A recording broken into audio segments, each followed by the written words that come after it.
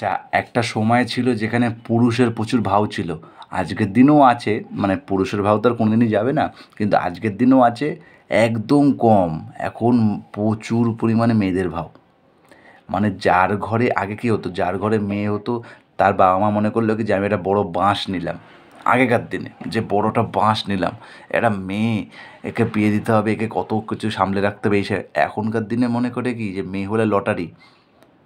মেয়ে হলে এখনকার দিনে মা বাবা চিন্তা করে না, কারণ মনে করে যে ও যেখানে খুশি ঠিক একটা সাইজ করে দেবে, নিজেই সাইজ হয়ে যাবে, নিজেই এটা ছেলে ফেলে খুঁজে ঠিক বিয়ে ফিয়ে করে না।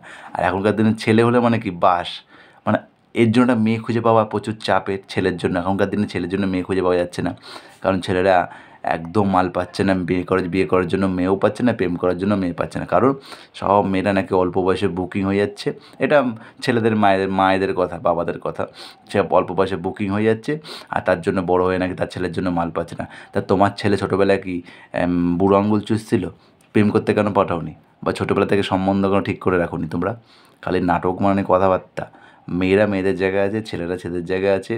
সবাইকে নিয়ে চলতে হবে, একা কেউ চলতে পারে না। কিছু মেয়ে আছে যারা নিজেকে খুব সেয়ানা মনে করে, কিন্তু সেয়ানা মনে করে লাভ নেই। যত সেয়ানা হবে তত তুমি একলা হয়ে যাবে। যত সবাইকে নিয়ে চলবে তত তুমি একটু আনন্দ পাবে, কিন্তু যত সেয়ানা হবে তত তুমি একলা হয়ে যাবে। পরিষ্কার বাংলা কথা। বেশি সেয়ানা হয়ে থেকে লাভ নেই।